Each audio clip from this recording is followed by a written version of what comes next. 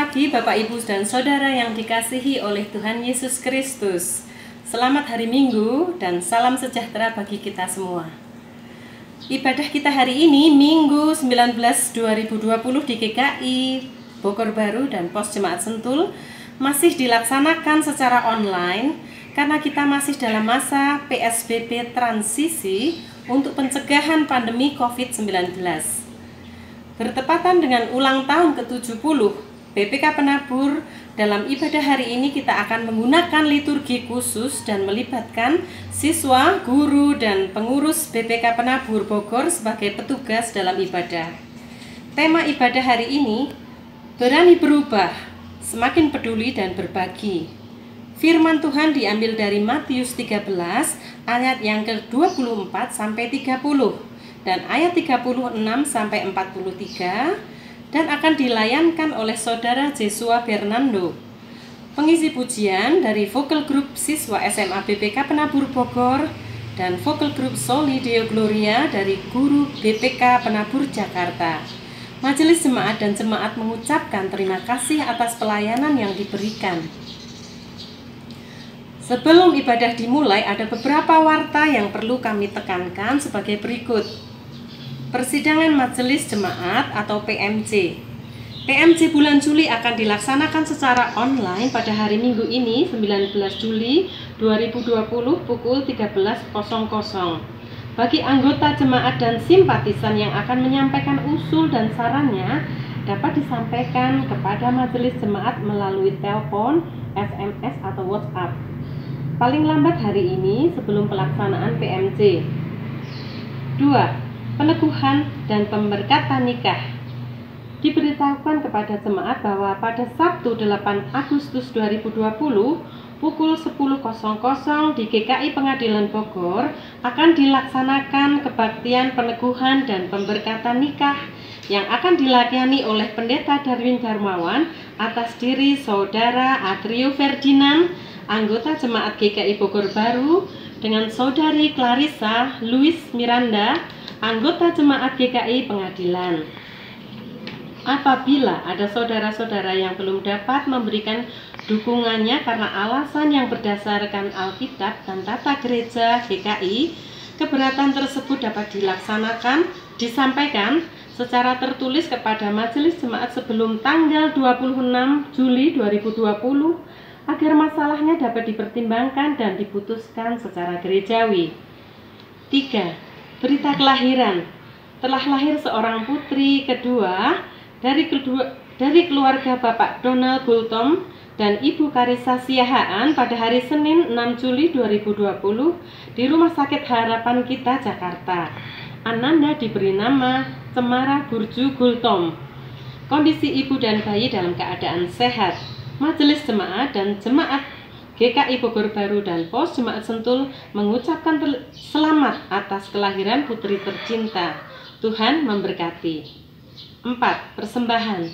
Bagi jemaat dan simpatisan yang akan menyampaikan persembahan syukurnya selama menjalani ibadah online dapat melakukannya dengan dua cara. 1. Yaitu memasukkan ke dalam amplop dan dibawa saat gereja sudah mulai ibadah normal atau ibadah fisik kembali. Kedua, ditransfer ke rekening Bank BCA KCU Juanda Bogor dengan nomor account 095003999 atas nama GKI Bogor Baru. Untuk memudahkan bendahara MC dalam proses pengadministrasian, maka persembahan mohon kepada jemaat ketika akan memberikan persembahan yang ditujukan kepada Gereja Induk GKI Bogor Baru diberi kode khusus, yaitu tambahan Rp1 kepada jumlah rupiah yang akan ditransfer. Sedangkan untuk persembahan yang ditujukan kepada Pos Jemaat Sentul diberi tambahan Rp2 pada jumlah rupiah yang akan ditransfer. Sebagai contoh, jika jemaat akan memberikan persembahan sebesar 100.000, maka untuk Gereja Induk Bogor Baru, jemaat mentransfernya menjadi Rp100.001.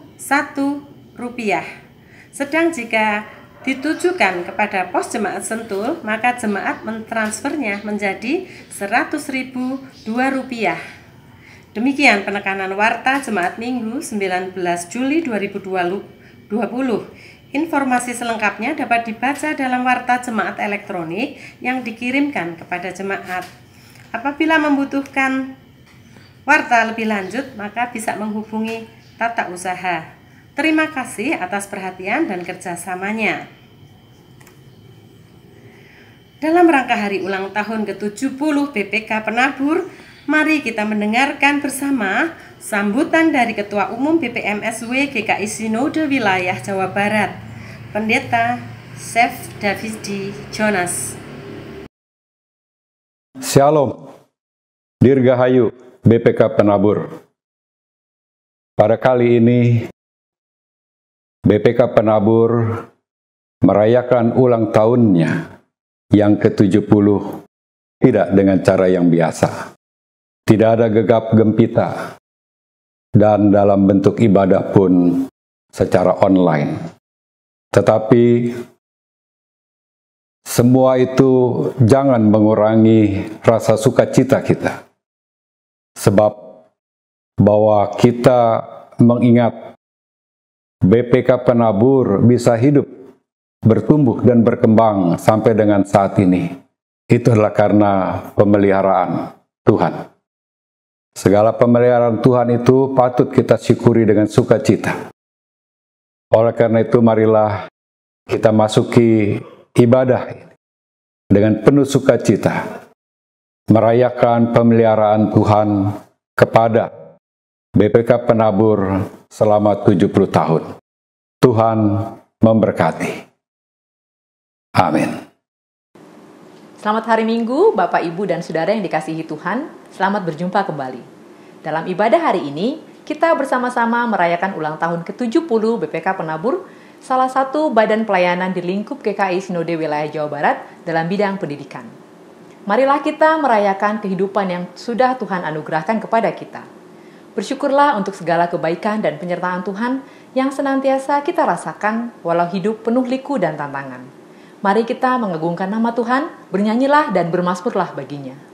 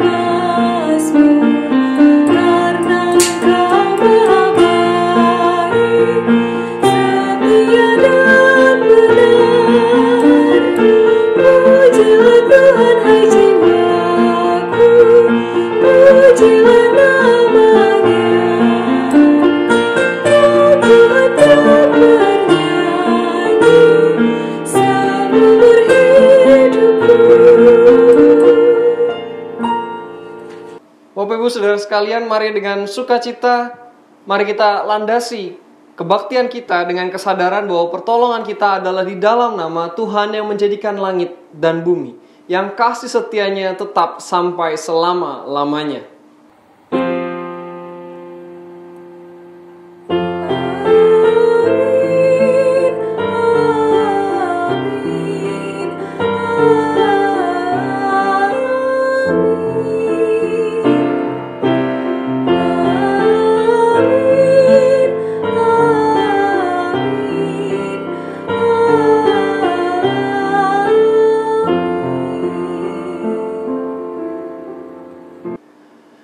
Kasih karunia dari Tuhan Allah Bapa kita dan Yesus Kristus beserta saudara sekalian Umat yang terkasih, setiap kita memiliki pengalaman iman atas kebaikan dan penyertaan Tuhan. Kebaikannya nyata setiap waktu, baik di saat hidup penuh sukacita maupun saat jalan hidup penuh liku dan tantangan. Apa respon kita terhadap kebaikan Tuhan? Sudahkah kebaikan yang Tuhan taburkan kita teruskan dengan menaburkan kebaikan di tengah dunia yang sedang berubah dan memasuki era normal baru? Tema berani berubah, semakin peduli dan berbagi, tampaknya menjadi refleksi iman dan panggilan bagi kita untuk menaburkan kebaikan di tengah dunia ini, agar kita tidak menjadi lalang yang tak berguna, yang siap dikumpulkan dan dibakar dalam api. Ingatlah firman Tuhan dalam Matius 5 ayat 13-14a dan 16. Kamu adalah garam dunia. Jika garam itu menjadi tawar, dengan apakah ia diasinkan? Tidak ada lagi gunanya selain dibuang dan diinjak orang. Kamu adalah terang dunia. Demikianlah hendaknya terangmu bercahaya di depan orang, supaya mereka melihat perbuatanmu yang baik dan memuliakan Bapamu yang di sorga. Bersamaan dengan perenungan tersebut, hari ini GKI bersyukur atas kebaikan Tuhan yang Ia taburkan selama 70 tahun melalui BPK Penabur. BPK Penabur menjadi salah satu sarana GKI untuk menaburkan kebaikan Tuhan di tengah dunia melalui pelayanan misi dalam bidang pendidikan.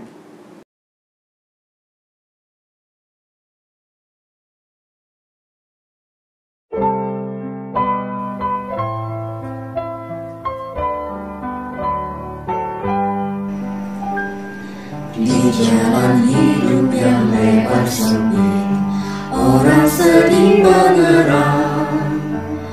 Tolong mereka yang dalam gelap, bawalah sinar terang. Pakarlah aku jalan berkat-Mu, memancarkan cahaya-Mu. Buatlah aku saluran berkat bagi siapa yang risau berat. Tell the sweet story of Christ and His love. Tell of His wonderful gift.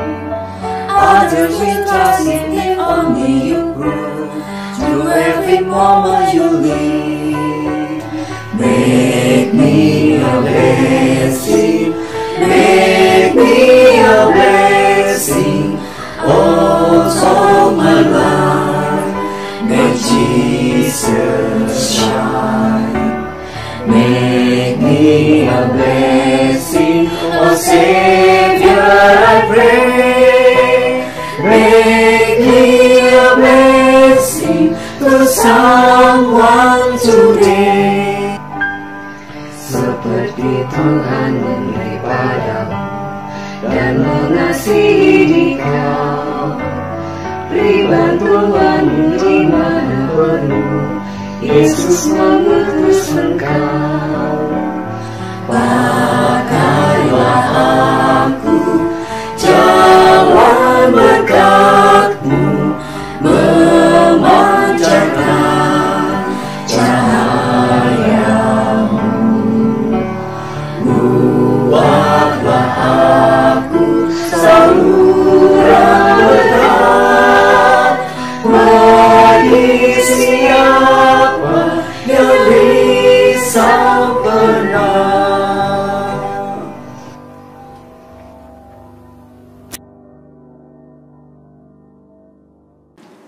Mari kita berdoa untuk mensyukuri kebaikannya dengan penuh kerendahan hati. Sungguh layak kami menaikkan syukur bagi-Mu, sebab Engkau selalu setia untuk menaburkan kebaikan di sepanjang perjalanan kehidupan kami. Namun, di tengah keadaan sulit dan penuh tantangan, kami kerap tidak merasakan kebaikan Tuhan.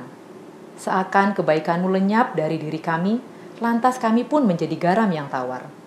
Padahal kelemahan, ketakutan, kecemasanlah yang membuat kami menutup diri pada kebaikan-Mu, menjadikan kami tawar hati dalam menghadapi krisis, meredupkan terang yang Engkau berikan. Ego diri kami menguasai hati dan pikiran kami, hingga kami menciptakan kebenaran sendiri tanpa hikmat dari-Mu. Ampunilah kami, ya Allah. Raihlah kami dalam segala keadaan yang sulit sekalipun. Jagalah kami agar tetap pada jalan-Mu. Ajarlah kami untuk bersandar pada pengertian-Mu. Kobarkanlah keberanian dalam diri kami untuk menyatakan kasih dan kebaikan-Mu. Tuhan kasihani, Kristus kasihani, Tuhan kasihani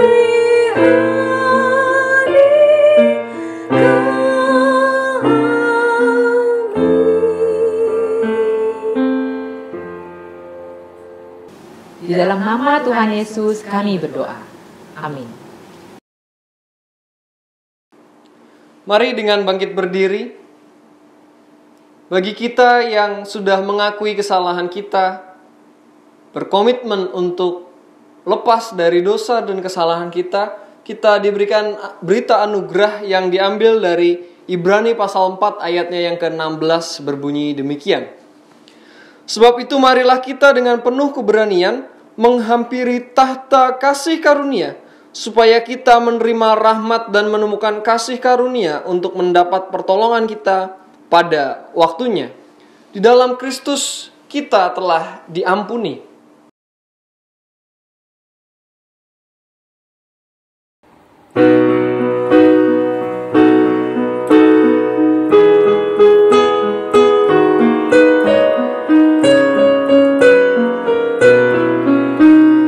Tinggallah dalam Yesus, jadilah murid-Nya.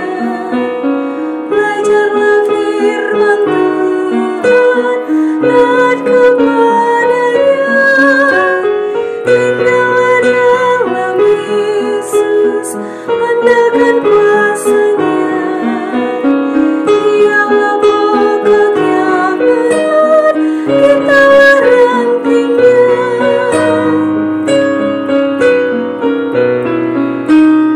Kita sebagai ranting pasti berbuah, asal dengan setia tinggal di dalamnya.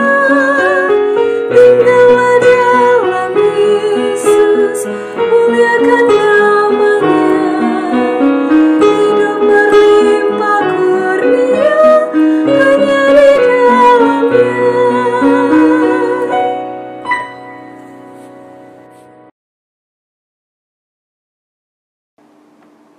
Mari sebelum kita mendengarkan firman Tuhan, mari kita bersatu dalam doa. Mari berdoa. Ya Roh Kudus yang bersinar menyinari kami memohon pertolongan-Mu, agar saat ini ketika kami mendengarkan firman-Mu, ketika kami merenungkan firman-Mu, kami diberi kemampuan untuk dengan tekun, dengan fokus penuh, kami belajar tentang firman-Mu. Kami boleh diisi, kami boleh diubahkan oleh firman-Mu. Ya Allah, terangi hati kami, agar ketika kami mendengar, kami boleh juga melakukannya di dalam kehidupan kami sehari demi hari. Kami serahkan waktu pewartaan firman-Mu, penyemaian firman-Mu di dalam hati kami. Di dalam nama Tuhan kami berdoa, kami memohon dan meminta tolong. Amin. Pertama menurut Yesaya 44 ayat 6 sampai 8. Yesaya 44 ayat 6 sampai 8. Beginilah firman Tuhan, Raja dan Penebus Israel, Tuhan semesta alam. Akulah yang terdahulu dan akulah yang terkemudian. Tidak ada Allah selain daripadaku. Siapakah seperti aku? Biarlah yang menyerukannya. Biarlah yang memberitahukannya dan membentangkannya kepadaku. Siapakah yang mengabarkan dari dahulu kala hal-hal yang akan datang? Apa yang akan tiba, biarlah mereka memberitahukannya kepada kami. Janganlah gentar dan janganlah takut, sebab memang dari dahulu telah kukabarkan dan kuberitahukan hal itu kepadamu. Demikianlah sabda Tuhan.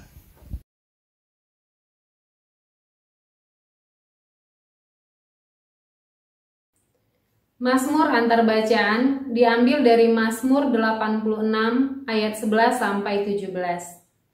Tunjukkanlah kepadaku jalan-Mu ya Tuhan.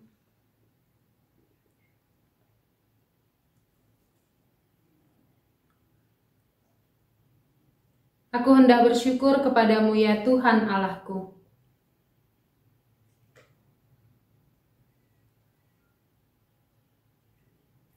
Sebab kasih setiamu besar atas aku.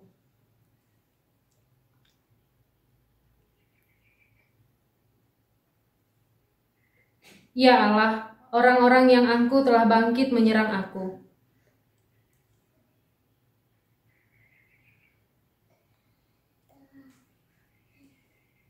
Tetapi Engkau ya Tuhan, Allah penyayang dan pengasih.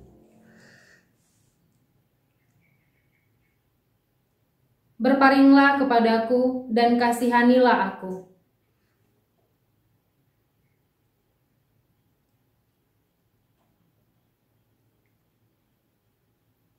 Lakukanlah kepadaku suatu tanda kebaikan, supaya orang-orang yang membenci aku melihat dengan malu.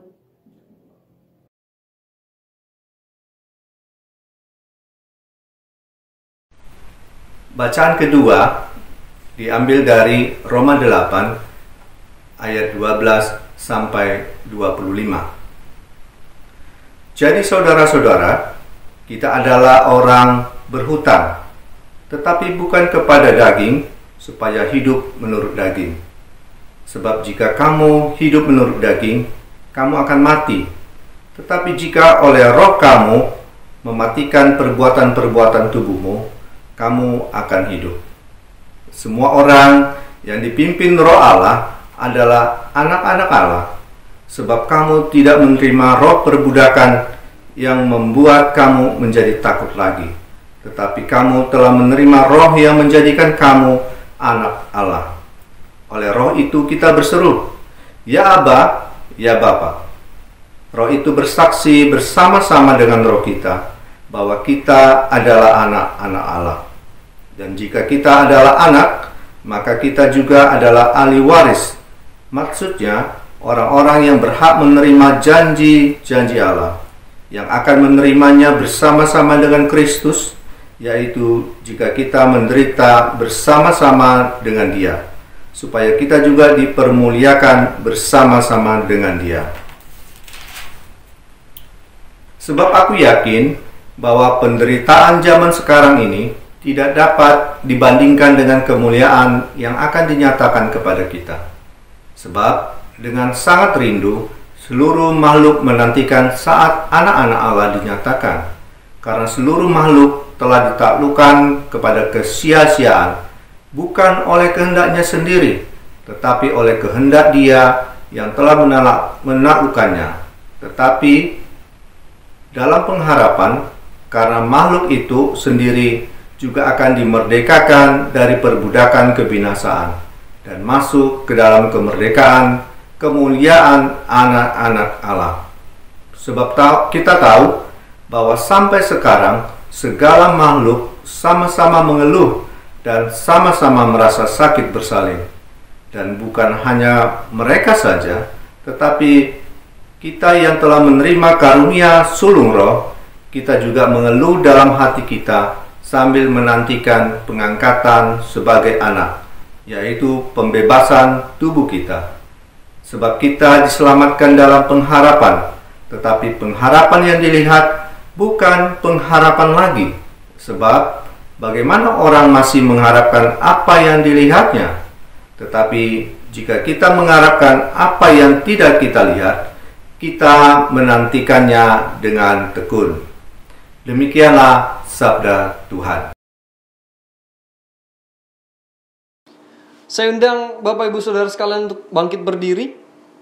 Mari kita dengan sikap siap kita membaca Injil Tuhan yang diambil dari Matius pasalnya yang 13 ayat yang ke-24 sampai dengan 30, dilanjutkan ayat 36 sampai dengan 43. Matius pasal 13 ayat 24 sampai dengan 30, dilanjutkan ayat 36 sampai dengan 43. Saya akan membacakan untuk kita sekalian. Perumpamaan tentang lalang di antara gandum. Yesus membentangkan suatu perumpamaan lain kepada mereka. Katanya, hal kerajaan sorga itu seumpama orang yang menaburkan benih yang baik di ladangnya. Tetapi pada waktu semua orang tidur, datanglah musuhnya menaburkan benih lalang di antara gandum itu, lalu pergi. Ketika gandum itu tumbuh dan mulai berbulir, nampak jugalah lalang itu. Maka datanglah hamba-hamba Tuhan ladang itu kepadanya dan berkata, Tuan, bukankah benih baik yang Tuan taburkan di ladang Tuan? Dari manakah lalang itu? Jawab Tuan itu, seorang musuh yang melakukannya.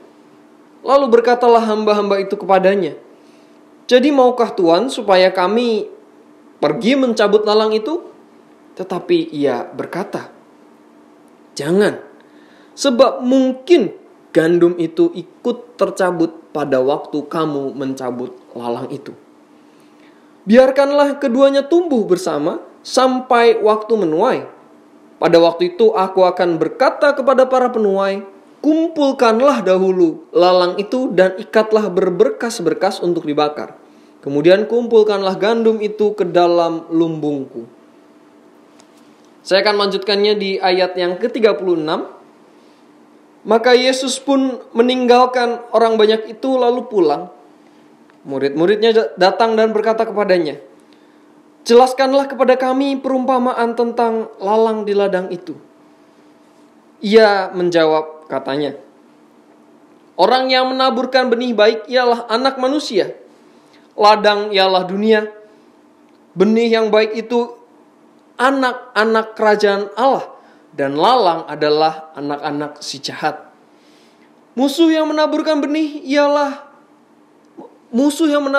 lalang ialah iblis. Waktu menuai ialah akhir zaman dan para penuai itu malaikat. Maka seperti lalang itu dikumpulkan dan dibakar dalam api, demikian juga pada akhir zaman. Anak manusia akan menyuruh malaikat-malaikatnya dan mereka akan mengumpulkan segala sesuatu yang menyesatkan dan semua orang yang melakukan kejahatan dari dalam kerajaannya. Semuanya akan dicampakkan ke dalam dapur api. Di sanalah akan terdapat ratapan dan kertakan gigi. Pada waktu itulah orang-orang benar akan bercahaya seperti matahari dalam kerajaan Bapa mereka. Siapa bertelinga, hendaklah ia mendengar.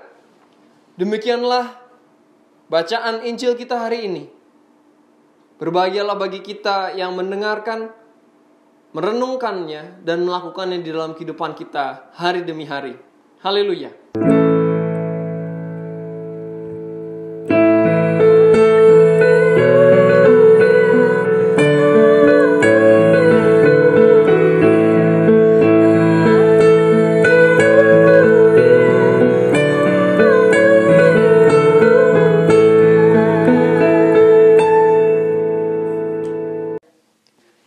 Silakan duduk, saudara sekalian. Hari ini kita bersama memperingati 70 tahun pelayanan BPK Penabur. Dan kita diberikan bacaan yang menarik, perumpamaan tentang lalang dan gandum yang ada di Injil Matius, di mana Tuhan tidak hanya memberikan perumpamaan tapi juga menjelaskannya. Di sini bagian bacaan kita ada dua bagian. Yang pertama ayat 24 sampai dengan 30, lalu dilanjutkan ayat 36 sampai dengan 43. Bapak Ibu, saya mencoba membagi ini ke dalam dua bagian, melihat ini ke dalam dua bagian. Bagian yang pertama berkisah tentang perbandingan lalang dan gandum tersebut, dan yang bagian kedua adalah tentang penghakiman. Mari kita cermati dulu bagian pertama. Lalang dan gandum jadi tokoh utama di sini menurut saya. Bagi kita mungkin kita tidak begitu familiar. Kita sebagai orang Indonesia tidak begitu familiar dengan gandum. Kenapa? Ya, gandum tidak jadi makanan pokok kita. Di Indonesia ada beras, ada jagung, ada ketela dan lain sebagainya, tapi tidak dengan gandum. Sehingga tanaman gandum mungkin kita tidak familiar. Pula dengan lalang yang dimaksudkan Tuhan Yesus juga berbeda. Berbeda dengan Palestina zaman itu, Israel saat itu, di mana gandum menjadi makanan pokok yang diolah menjadi berbagai macam olahan, dan lalang begitu mudah ditemui di mana-mana saat itu. Bapak Ibu sekalian, apa yang Tuhan ingin sampaikan? Sebelum itu, saya ingin mencoba mengajak kita melihat dulu bagaimana sih bentuk lalang dan gandum yang Tuhan Yesus maksudkan. Mari coba Bapak Ibu lihat lalang dan gandum. Nah, dua gambar ini adalah yang menggambarkan lalang dan gandum yang Tuhan Yesus maksudkan. Triticum durum dan Lolium termenentum. Coba silahkan perhatikan baik-baik. Adakah saudara bisa membedakan yang mana yang lalang, yang mana yang gandum? Mungkin para ahli pertanian bisa nih membedakannya. Iya, saudara sekalian, kita tidak bisa membedakannya secara kasat mata. Apalagi kita sebagai awam. Kita sulit untuk membedakan lalang dan gandum. Ini cara Tuhan Yesus untuk menjelaskan bagaimana kerajaan surga itu. Dalam ayat 38 sampai dengan 39, kita bisa mengetahui siapa yang Tuhan maksudkan dengan lalang dan gandum tadi. Dan ayat 30 kita bisa mengetahui bagaimana lalang dan gandum akan dipisahkan. Tapi di ayat 30 juga Tuhan Yesus mengungkapkan bahwa Sang Tuhan meminta keduanya untuk bertumbuh bersama. Ini tentang lalang dan gandum. Apa poin menarik yang bisa kita pelajari? Bapak Ibu sekalian, saya menemukan paling tidak 2 poin yang menarik di sini. Yang pertama adalah kita tidak sendiri. Bapak Ibu sekalian, kalau kita tahu ketika kita membaca kita adalah gandumnya Tuhan, kita tidak sendiri di dunia ini.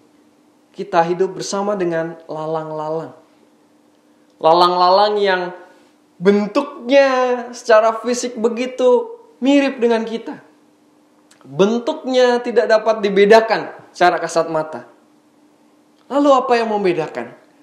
Bapak Ibu sekalian, di sini penekanannya, di sini poin pentingnya. Di mana gandum itu yang membedakan dengan lalang adalah isinya. Kita tahu, gandum yang berbulir menghasilkan di mana gandum itu akan diolah dan lain sebagainya, dikonsumsi. Tapi bagaimana dengan lalang? Lalang, Bapak Ibu sekalian, dan lalang yang Tuhan Yesus maksudkan, di dalamnya cukup beracun. Ketika kita mengkonsumsi atau kita tidak sengaja makan, itu efeknya cukup buruk bagi kesehatan kita. Saya kurang memahami apakah itu bisa menyebabkan kematian dan lain sebagainya, tapi buruk, menghasilkan sesuatu yang buruk. Ini yang membedakan kita, Bapak Ibu sekalian. Isinya. Tuhan ingin mengajak kita untuk menunjukkan kualitas yang berbeda. Kita gandum-gandumnya Tuhan, kita memiliki kualitas yang berbeda daripada lalang di tengah-tengah ladangnya Tuhan, di tengah-tengah dunia. Menarik ketika kita membaca tadi dari Roma pasal 8, saya mencoba melihat ayat 14-20 terutama. Ketika Paulus menggambarkan bahwa kita adalah anak-anak Allah. Tidak hanya di situ, Paulus mengatakan bahwa kita juga menerima Roh Allah. Ini yang membedakan kita dengan lalang, dengan yang lain di dunia ini. Ibu bapak sekalian, kesadaran kita adalah kita tidak sendiri, dan kita sebagai gandumnya Tuhan, anak-anaknya Tuhan, kita perlu menunjukkan kualitas yang berbeda. Ini poin pertama yang saya temukan. Poin kedua adalah, bagi saya ketika saya membaca ini, Tuhan begitu mengasihi kita. Loh kok bisa? Bukankah Sang Tuhan membiarkan kedua tanaman ini tumbuh bersama? Di mana sisi baiknya? Atau dalam bahasa yang lebih singkat, Tuhan mengizinkan adanya penderitaan, adanya kesulitan, bahkan adanya si jahat yang mencoba mengganggu kita, mencoba merusak relasi kita dengan Allah.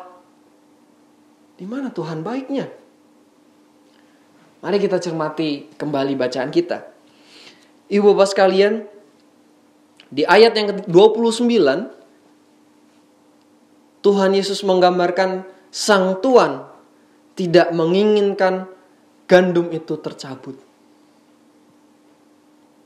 Kita tahu kalau lalang itu dicabut sampai ke akar-akarnya, maka akan merusak juga gandum di sekitarnya. Tuhan tidak ingin gandumnya rusak. Tuhan tidak ingin sesuatu yang fatal menimpa anak-anaknya yang terkasih. Oleh sebab itu, kenapa Tuhan tidak serta-merta mencabut lalang-lalang yang ada? Karena lalang-lalang itu bisa mengganggu kehidupan gandum yang ada. Bapak Ibu sekalian, kalau kita juga membayangkan buah misalnya. Buah mana yang lebih baik? Buah yang ditanam di tanah yang gersang, di tanah yang sulit, atau buah yang di tanah yang gembur, baik, segala sesuatunya ada? Kita bisa mengatakan buah di tanah yang sulit, yang lebih buruk kondisinya. Kalau dia berhasil berbuah, maka buah yang dihasilkan itu begitu manis, begitu baik. Bapak Ibu sekalian, kita adalah seperti tanaman tersebut. Tuhan menginginkan kita bertumbuh dengan matang. Di tengah para lalang, kita sebagai gandum, kita diminta untuk bertumbuh dengan matang. Kita sekalipun dihimpit, sekalipun sulit berjuang, kita diminta untuk matang. Dan tidak hanya menghasilkan buah yang baik, tapi juga menghasilkan buah yang terbaik. Itu yang Tuhan inginkan dari kita. Kita bertumbuh secara matang dan menghasilkan buah yang terbaik. Karena Tuhan mengasihi kita. Jadi bukan karena Tuhan begitu kejam, Tuhan begitu... Tidak. Tapi karena Tuhan sungguh-sungguh mengasihi kita, Tuhan ingin membuat kita bertumbuh dengan matang, menghasilkan yang terbaik. Ini dua poin yang menarik yang saya lihat dari bagian bacaan kita ketika Tuhan membandingkan lalang dan juga gandum. Apa hal menarik lainnya? Kita belajar yang kedua adalah tentang penghakiman. Ibu bapak sekalian, dalam ayat 39 ayat sampai 43 kita mendapatkan gambaran bagaimana kita sebagai gandum yang terbaik, yang tetap setia bersama-sama dengan Allah akan ikut ke tempatnya Allah, ke lumbungnya Allah. Sedangkan lalang akan dibakar, dikumpulkan dan dibakar. Tidak memiliki tempat bersama dengan Allah. Kembali, mari cermati ayat 30. Di ayat 30, Sang Tuhan memerintahkan para penuai untuk memisahkan gandum dan lalang. Bapak Ibu sekalian, kita paham di sini, kita paham dengan jelas apa yang dimaksudkan di sini tentang akhir zaman, tentang penghakiman. Bagaimana dan apa yang akan Tuhan lakukan di akhir zaman. Penghakiman yang akan terjadi.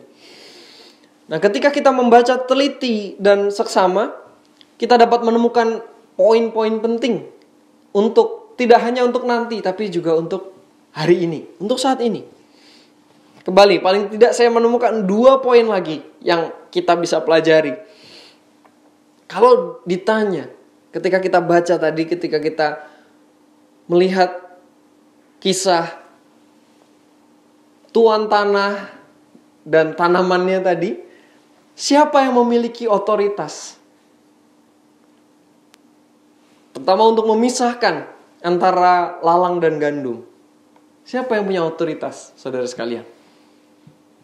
Apakah gandum dan lalang mereka bisa memisahkan diri sendiri? Tentu tidak. Yang memiliki otoritas hanyalah Sang Tuhan, atau dalam hal ini Allah.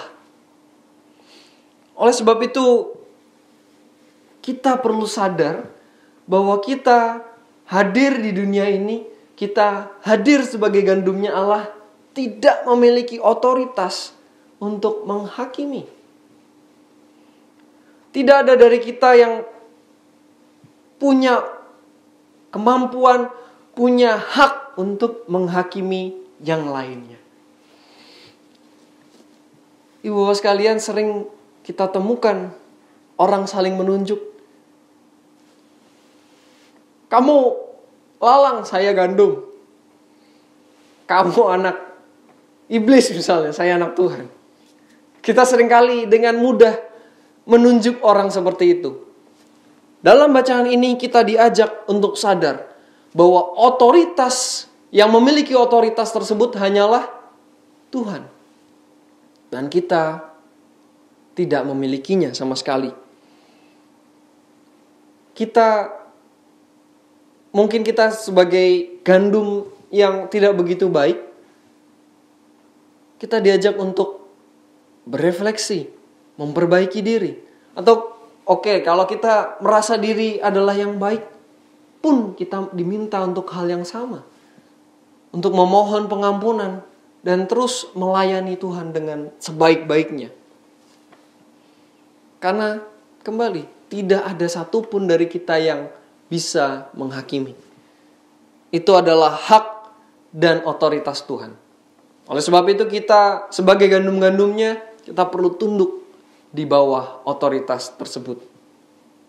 Yang kedua, Bapak Ibu sekalian, ketika kita baca ini, kita bisa paham bahwa setiap kita akan dihakimi. Gandum akan dituai pada waktunya, dan para lalang pun akan dituai pada waktunya. Apa maksudnya Bapak Ibu sekalian? Di sini gandum digambarkan tidak dituai pada tengah-tengah pertumbuhan mereka, tapi pada akhirnya ketika mereka sudah matang. Ketika tadi Sang Allah, Sang Tuhan menentukan, memberikan otoritasnya untuk menuai.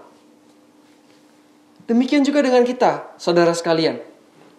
Kita akan dihakimi pada waktunya. Dan kalau kita melihat gambaran perumpamaan tadi, bagaimana si gandum dan lalang tidak dituai pada tengah-tengah tapi pada akhirnya. Kita bisa melihat bagaimana Tuhan menghakimi tidak hanya sebagian dari kita. Tidak hanya sebagian perjalanan kehidupan kita. Apakah kita hanya dihakimi menurut perjalanan awal kita, atau tengah perjalanan, atau akhir perjalanan kita mau bertemu dengan Tuhan, kita baru dilihat? Enggak. Di sini kita bisa belajar bahwa penghakiman itu dilihat dari keseluruhan kehidupan kita. Oleh sebab itu, kembali saya melihat Paulus mengingatkan kita untuk hidup dalam roh. Sebagai anak Allah, kita perlu hidup dalam roh. Tidak hanya sekali dua kali, tapi terus menerus. Sesuatu yang continue, terus menerus dan berkelanjutan. Bapak Ibu sekalian, ini dua hal yang saya temukan. Yang pertama, kita tidak layak untuk menghakimi. Kita perlu sadar bahwa kita tidak layak untuk menghakimi. Dan kita akan dihakimi bukan hanya sebagian kecil dari kehidupan kita, tapi keseluruhan kehidupan kita. Bagi saya, menurut saya ini menjadi jelas ketika kita tidak bisa menghakimi orang lain. Kenapa? Karena kita hanya mengetahui orang lain cuma bagian kecilnya tentu. Bapak Ibu sekalian, 70 tahun bukan angka yang kecil bagi kehidupan manusia. Kalau manusia mungkin sudah jadi opa-opa, oma-oma gitu ya, kakek nenek, punya cucu.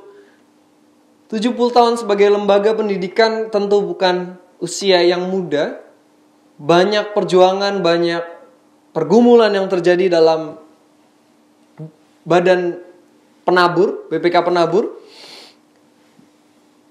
Selama melayani ini banyak naik turun dan lain sebagainya. Hal apa, kalau saya tanya, hal apa yang paling sulit ketika kita sudah bertambah usia? Ya, kita akan semakin sulit untuk belajar dan akan semakin sulit untuk berubah. Hari ini, saudara sekalian, kita diajak untuk kembali belajar. Kita diajak untuk kembali terus-menerus berubah. Kita bersama dengan BPK Penabur, kita diingatkan untuk berani berubah. Untuk perlu berubah. Apa saja yang perlu kita ubah? Yang tadi kita temukan. Yang pertama, kita perlu mengubah kesadaran kita bahwa kita tidak sendirian. Kita hidup di dunia ini, kita bersama-sama dengan berbagai macam keperbagaian yang kita temui. Kita hidup bersama-sama dengan lalang-lalang tadi. Kita, oleh sebab itu dengan kesadaran itu kita perlu menunjukkan kualitas kita yang terbaik. Karena kita memiliki rohnya Tuhan. Kita gandum yang punya manfaat yang begitu besar dan punya isi yang bernilai, berharga. Dan bukan lalang yang beracun. Kalau bicara tentang penabur, tentu kita bisa menemukan berbagai macam lembaga pendidikan yang menawarkan pendidikan. Tapi kita, penabur terutama sebagai badan pendidikan Kristen, perlu memberikan pelayanan yang terbaik. Perlu menunjukkan yang terbaik di tengah-tengah badan pelayanan pendidikan yang lainnya. Itu yang membedakan penabur kita dengan yang lainnya. Kita anak-anak Allah, memiliki roh Allah. Bukan untuk sombong, bukan untuk bermegah diri, tapi dengan kesadaran bahwa Tuhan sungguh mengasihi kita. Dengan kesadaran bahwa kita sudah sungguh-sungguh dikasihi Allah, diberikan penyertaan yang begitu rupa. Penabur mengalami berbagai macam rupa pun masih berdiri hingga 70 tahun ini. Kita bersyukur atas penyertaan Tuhan. Dan kita sadar berbagai macam kesulitan yang kita alami adalah agar kita berbuah yang terbaik. Proses kita bersama. Yang kedua, Bapak Ibu sekalian, kita diajak bahwa untuk sadar bahwa kita adalah gandum, bukan penuai, apalagi kita bukan tuan. Kita hadir di dunia bukan untuk menghakimi. Karena penghakiman adalah dari Tuhan. Oleh sebab itu, kita siap untuk senantiasa menjaga diri kita, senantiasa konsisten hidup dalam roh. Tadi kalau dalam bahasanya Paulus, kita hidup dalam otoritasnya Tuhan. Dan ketika kita dihakimi, kita tahu kita sudah setia bersama-sama dengan Tuhan. Penghakiman tadi tidak hanya dilihat sebagian. Kalau penabur misalnya tidak hanya dilihat setahun ini, setahun belakangan, 10 tahun belakangan, enggak. Tapi dari mulai awal ketika berdiri sampai sekarang, apa yang sudah penabur berikan bagi pendidikan di Indonesia terutama? Nilai-nilai kekristenan apa yang penabur sudah bagikan? Apa yang penabur sudah perjuangkan selama ini? Begitu juga dengan kita, Bapak Ibu Saudara sekalian. Kita sebagai pribadi, sudahkah kita memberikan yang terbaik untuk Tuhan? Sudahkah kita melayani dengan sungguh-sungguh? Bukan hanya hari ini, bukan hanya 10 tahun yang lalu, tapi bagaimana dengan kehidupan kita seluruhnya? Paulus senantiasa mengingatkan kita, kembali dalam Paulus pasal 8, ia mengingatkan kita adalah anak-anak Allah yang diminta hidup dalam roh yang dinamis, terus berubah kepada arah yang lebih baik, berubah untuk menuju kepada Tuhan. Dan dalam Matius pasal 13 ayat 43, Tuhan Yesus mengungkapkan, pada waktu itulah orang-orang benar akan bercahaya seperti matahari di dalam kerajaan Bapa mereka. Siapa bertelinga, hendaklah mendengar. Tuhan menolong dan memberkati kita sekalian. Amin.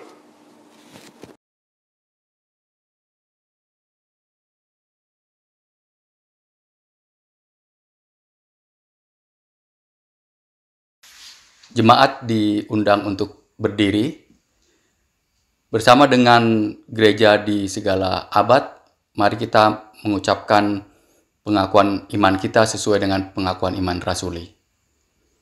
Aku percaya kepada Allah, Bapa yang Maha Kuasa, Khalik langit dan bumi, dan kepada Yesus Kristus anaknya yang tunggal, Tuhan kita, yang dikandung daripada Roh Kudus, lahir dari anak darah Maria, yang menderita sengsara di bawah pemerintahan Pontius Pilatus, disalibkan, mati, dan dikuburkan, turun ke dalam kerajaan maut. Pada hari yang ketiga, bangkit pula dari antara orang mati, naik ke surga, duduk di sebelah kanan Allah, Bapa yang Maha Kuasa. Dan dari sana ia akan datang untuk menghakimi orang yang hidup dan yang mati. Aku percaya kepada Roh Kudus, gereja yang kudus dan am, persekutuan orang kudus, pengampunan dosa, kebangkitan orang mati, dan hidup yang kekal. Amin.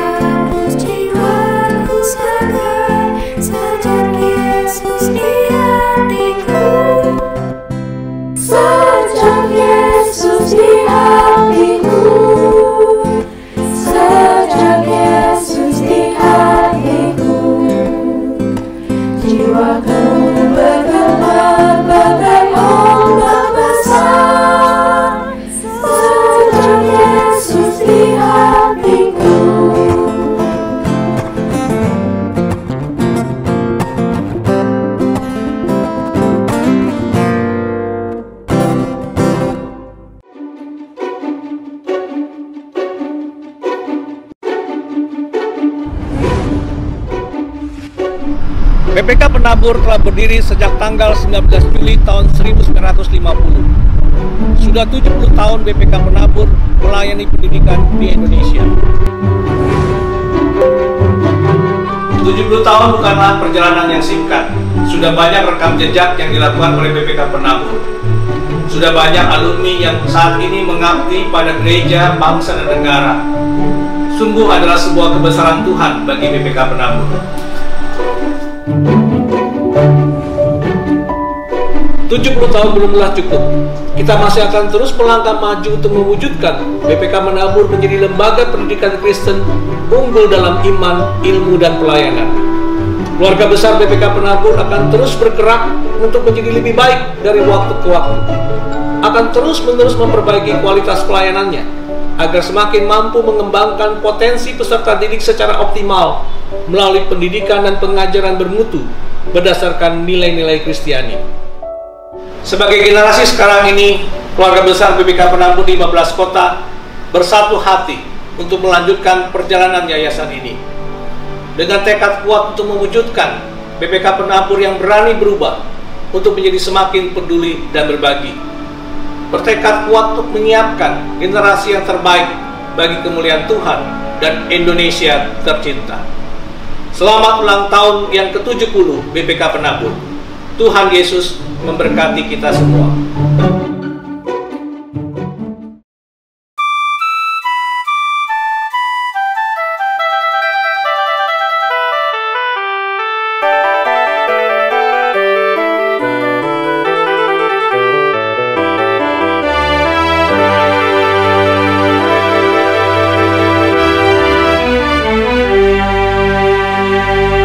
Lihat Tuhan berkarya di bumi Indonesia.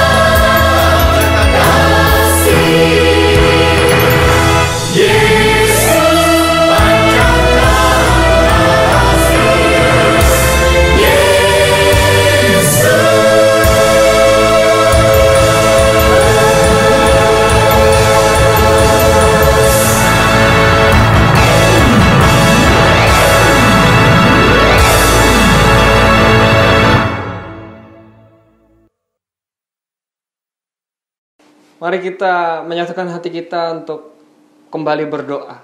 Kita naikkan doa syafaat kita. Mari berdoa.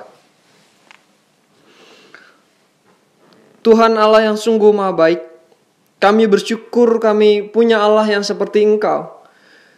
Kami sekalipun tinggal bersama lalang-lalang, kami gandum-gandummu tetap Engkau jaga, tetap Engkau cintai begitu rupa, sehingga kami tidak dicabut dari keberadaan kami. Karena kami tahu Engkau begitu mengasihi kami, Engkau begitu menyayangi kami. Sekalipun kami harus berjuang melawan dosa, melawan si jahat, kami tidak sendiri. Kami tahu Tuhan yang menyertai, Tuhan yang menuntun dan membimbing kami.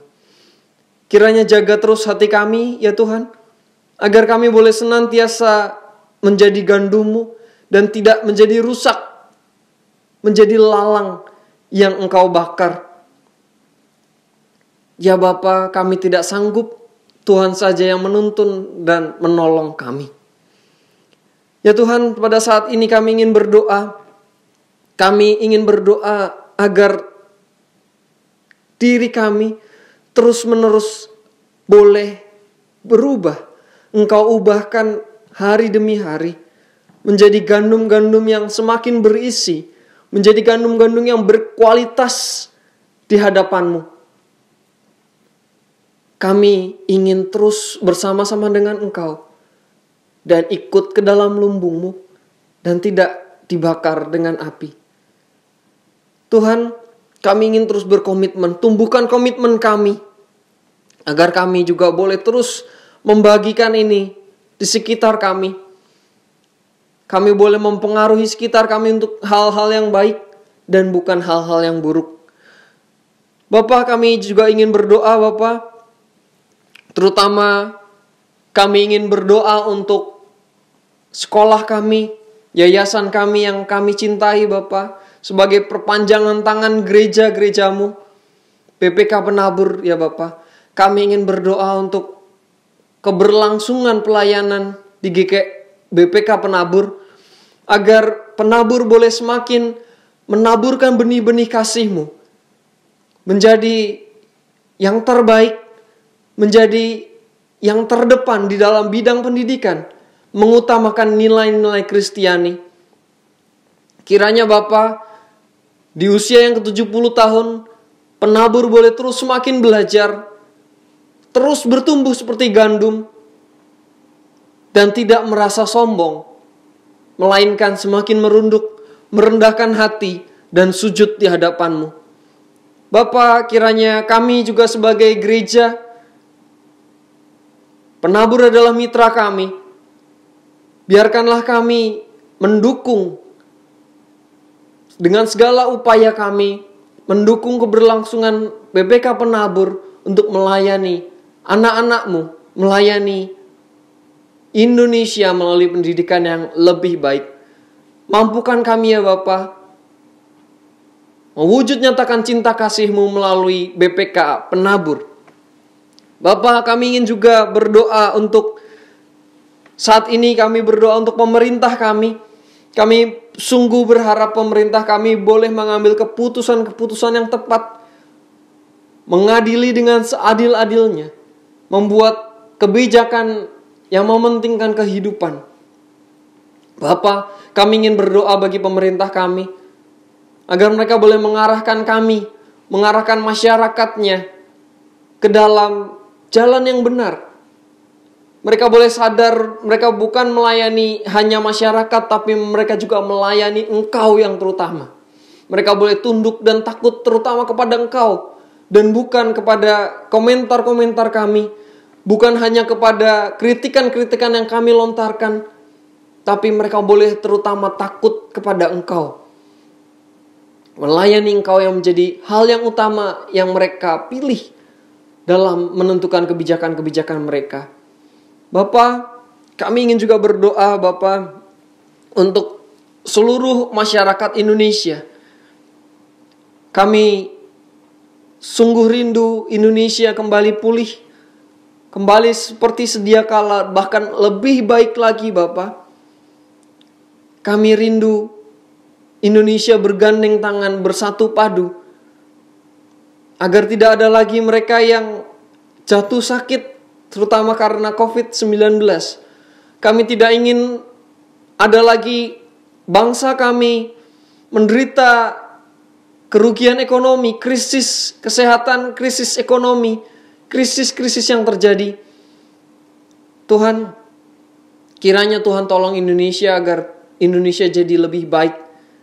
Ubahkan hati dan pikiran kami, Bapa, terutama anak-anak-Mu, agar kami juga boleh mengubahkan mereka di luar sana. Tuhan, kami ingin juga berdoa bagi saudara-saudari kami yang kami ingat sedang sakit ataupun dalam pemulihan. Kami ingin berdoa untuk Bapak Adi Halim, Ibu Hilda, Ibu Haryani, Eyang Sujadi, Ibu Payem, Ibu Hartati, Ibu Anastasia, Bapak Paul Margono, Oma Siboro. Kami berdoa Bapak untuk setiap mereka. Kiranya Tuhan tolong, Tuhan berkati agar mereka boleh terus ada di dalam perlindungan-Mu. Mereka boleh terus berserah ke dalam tangan-Mu. Sekalipun mereka dalam kondisi yang lemah, sakit, tapi mereka boleh punya hati yang kuat. Mereka boleh punya hati yang berpengharapan hanya pada-Mu. Dan juga kami ingin berdoa untuk rekan-rekan kami yang di dalam pemulihan. Kami berdoa agar kesehatan mereka berangsur membaik. Dan mereka boleh memuji, memuliakan nama-Mu lebih lagi daripada sebelumnya. Bapa, kami serahkan siapapun juga Bapa yang ada di dalam hati kami, yang kami tahu sedang sakit, menderita sakit penyakit, tubuhnya lemah, kami serahkan ke dalam tangan-Mu. Pula kami ingin juga berdoa Bapa untuk pergumulan kami. Ketika kami menjalani hari-hari kami bergumul dengan berbagai macam hal. Usaha kami, sekolah kami, studi kami, kelakuan kami. Bapa, tolong sempurnakan kami. Tolong Engkau bimbing kami, agar kami jadi terus yang terbaik di hadapan-Mu. Kiranya pergumulan kami serahkan ke dalam tangan-Mu. Tuhan yang menolong dan membantu kami. Ini segala doa dan permohonan kami serahkan ke dalam tangan-Mu. Kami satukan dengan doa yang Kau ajarkan sendiri. Bapa kami yang ada di surga, dikuduskanlah nama-Mu. Datanglah kerajaan-Mu, jadilah kehendak-Mu di atas bumi seperti dalam surga.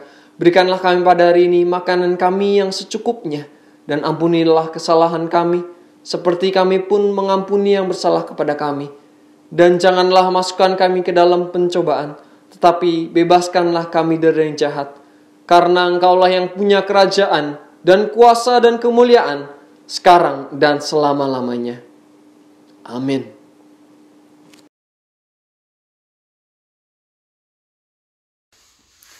Umat Tuhan, dengan sukacita marilah kita memberikan persembahan kepada Tuhan.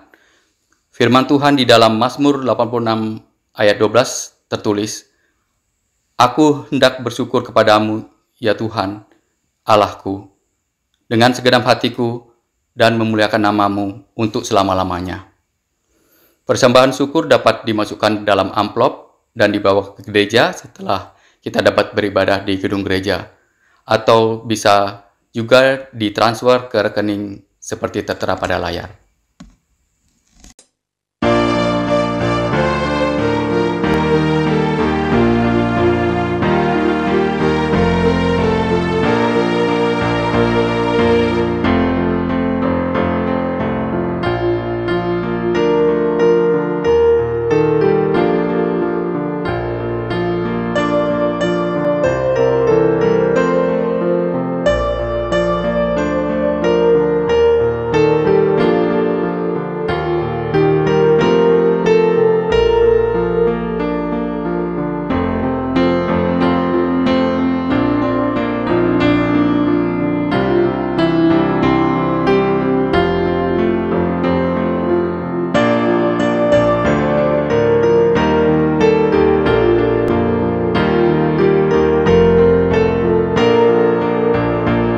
Mari kita berdoa. Bapa yang ada di dalam surga, kami mengucap syukur atas berkat yang Engkau limpahkan kepada kami, baik secara pribadi, keluarga maupun gereja. Di dalam setiap peristiwa, baik yang menyenangkan maupun tidak menyenangkan, Engkau senantiasa menyertai kami. Sungguh tiada terukur kasih setiamu bagi kami. Pada saat ini, kami membawa persembahan syukur kepadamu. Terimalah ya Tuhan, dan kuduskanlah persembahan ini. Ajarlah kami untuk peduli dan mau berbagi kepada sesama kami yang membutuhkan. Dalam nama Tuhan Yesus, kami mengucap syukur. Amin.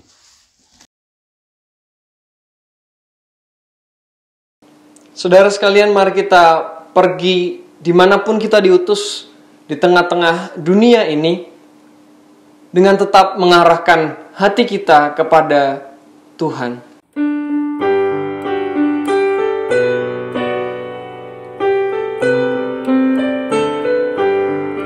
Pakailah seluruh hidupmu dalam ladang dunia. Tiap harta dan talentamu pergunakan baginya.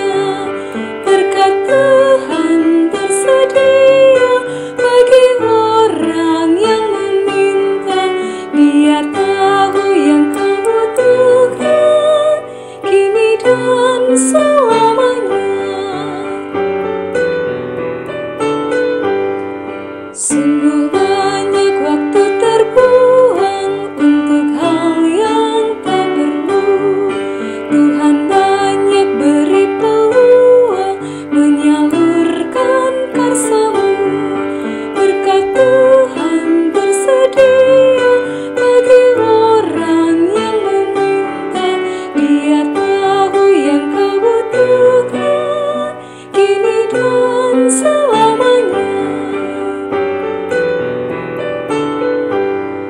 Ingatlah akan Penciptamu pada masa mudamu.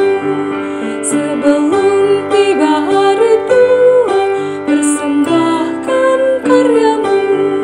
Berkat Tuhan tersedia bagi orang yang meminta. Dia tahu yang kau butuhkan kini dan selamanya. Mari kita mengarahkan hati kita kepada Tuhan. Jadilah saksi-saksi Kristus. Terpujilah Tuhan semesta alam. Marilah kita pergi dengan menerima berkat dari Tuhan. Pergilah dengan damai sejahtera. Kita pergi dengan menerima kasih yang besar dari Allah Bapa, Tuhan Yesus Kristus, dan juga persekutuannya dengan Roh Kudus yang memenuhi seluruh kehidupan kita dan memberikan keberanian kepada kita untuk melakukan kasih kepada sesama sekarang dan sampai selama-lamanya. Amin.